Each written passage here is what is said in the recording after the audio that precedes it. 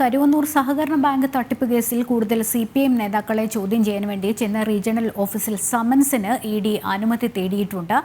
വിവരങ്ങളുമായി ജിജീഷ് കരുണാകരൻ ഉണ്ട്. ജിജീഷ്, ഈ EDയുടെ അന്വേഷണം മുറുകുമ്പോൾ കുരുക്കുമുറുകുന്നത് CPM നേതാക്കൾക്കാണ് എന്നുള്ളതാണ്. എങ്ങനെ നോക്കിക്കാണും?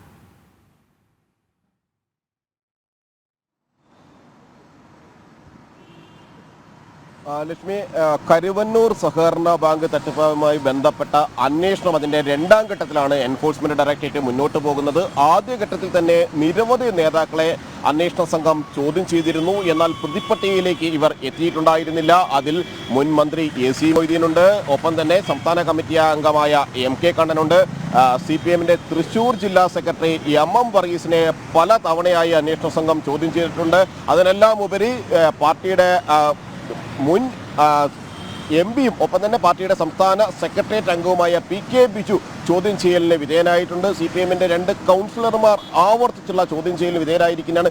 ഈ ഘട്ടത്തിലാണ് ഇവരെക്കെല്ലാം അപ്പുറമുള്ള ചില നേതാക്കളെ കേന്ദ്രീകരിച്ച് CPMന്റെ നേതാക്കളെ, സംസ്ഥാന തലത്തിലുള്ള നേതാക്കൾ, തൃശ്ശൂർ ജില്ലയിൽ നിന്നുള്ള നേതാക്കളെ കേന്ദ്രീകരിച്ച് അന്വേഷണം നീങ്ങുന്നു എന്ന് എൻഫോഴ്സ്മെന്റ് ഡയറക്ടറേറ്റ് വ്യക്തമാക്കിയിരിക്കുന്നത്. ഈ ആളുകളെ ചോദ്യം ചെയ്യുക എന്നതാണ് EDയുടെ അടുത്ത ഘട്ടം. അതായത് രണ്ടാം ഘട്ട കുറ്റപത്രം സമർപ്പിക്കുന്നതിന് മുമ്പായി തന്നെ ഈ ചോദ്യം ചെയ്യലുകൾ ഉണ്ടാകും, തുടർ നടപടികൾ ഉണ്ടാകും. എന്നാൽ ഇവർക്ക് സമൻസ് നൽകുമ്പോൾ സ്വാഭാവികമായും ഈ അന്വേഷണത്തിന്റെ എല്ലാം മേൽനോട്ടം നടത്തുന്നത് ചെന്നൈ റീജിയണൽ ഓഫീസാണ്. എൻഫോഴ്സ്മെന്റ് ഡയറക്ടറേറ്റിന്റെ ചെന്നൈ റീജിയണൽ ഓഫീസിൽ ജോയിന്റ് ഡയറക്ടർ അടക്കമുള്ള ഉന്നത ഉദ്യോഗസ്ഥരാണ് സുപ്രധാനമായ കേസ് എന്ന നിലയിൽ മാസപ്പടി കേസുമായി ബന്ധപ്പെട്ട് ആണെങ്കിലും ഒപ്പം തന്നെ കരുവന്നൂർ സഹകരണ ബാങ്ക് തട്ടിപ്പുമായി ബന്ധപ്പെട്ടാണെങ്കിലും എല്ലാം തന്നെ അന്വേഷണത്തിന് നേതൃത്വം നൽകുന്നത് ഉന്നത ഉദ്യോഗസ്ഥരാണ്. ജോയിന്റ് ഡയറക്ടർ ഉൾപ്പെടെയുള്ള അന്വേഷണ സംഘമാണ്.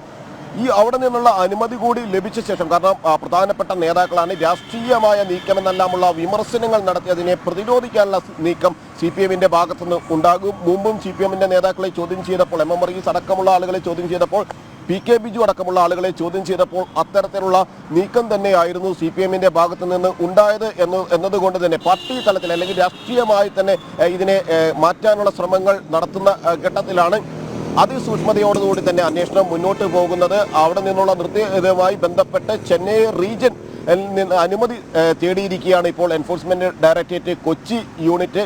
സമൻസിന് അനുമതി ലഭിച്ചാൽ ഉടൻ ഇവരെ ചോദ്യം ചെയ്യാൻ വേണ്ടി വിളിപ്പിക്കും. ഒപ്പം തന്നെയാണ് കൂടുതൽ ചോദ്യം ചെയ്യലുകൾക്കൊപ്പം നിലവിൽ ലഭിച്ചിരിക്കുന്ന തെളിവുകളുടെ അടിസ്ഥാനത്തിലായിരിക്കും ഈ ആളുകൾക്കെതിരായ ചോദ്യം ചെയ്യൽ. കാരണം കരുവന്നൂർ സഹകരണ ബാങ്കിലടക്കം അനധികൃത ലോണുകൾ നൽകുന്നതിന് കൃത്യമായി തന്നെ ഇടപെട്ടിരുന്നു.